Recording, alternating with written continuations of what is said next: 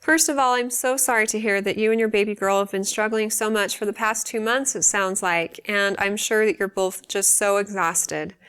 It's good that you've been to the doctor about your concerns because the doctor is the only one who can truly make a diagnosis and decide if treatment is necessary. But if you're still concerned, and it sounds like you are, it's okay to call the pediatrician back and talk about all of your concerns and be candid about it. And it's also okay to ask about certain conditions that can cause projectile vomiting, one of which is reflux, and you can bring it up with them and they can decide if it warrants further investigation or treatment.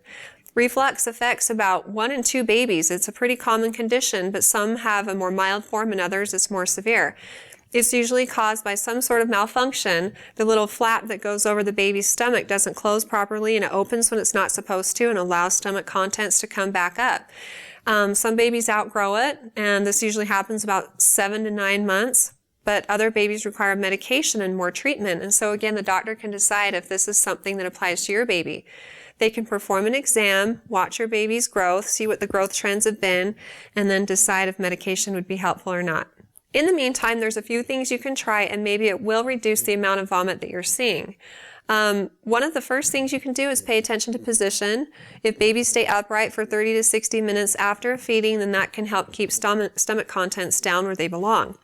And sometimes parents put the diaper on really tightly, and this increases abdominal pressure, forcing contents back up. And so perhaps you could loosen your little girl's diaper and see if that helps.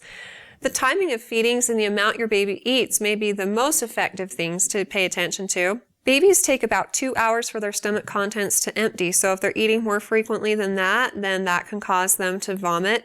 And so try to space out her feedings by at least 2 hours. And many parents want to interrupt feedings to burp their baby, but it's more natural to do it when your baby wants to do it, and this can help prevent a buildup of gas. And when your baby's burping up bubbles, this brings stomach contents with it. So anything you can do to reduce gas is also going to help. So burp your baby, but wait till she breaks naturally, like switching from one breast to the other.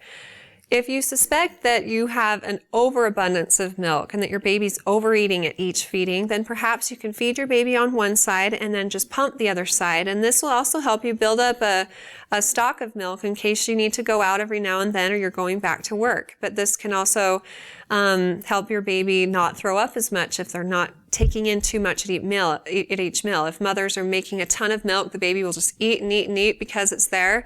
And usually they have a little, like auto shut off telling them it's time to eat, but not always. Sometimes they just keep going until their tummies are so full, they throw it all back up.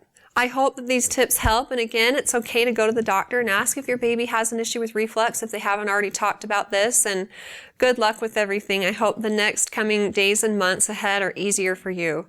If you have any other questions for me in the future, feel free to ask them on our Facebook page at facebook.com/InterMountainMoms and recommend us to your friends and family too.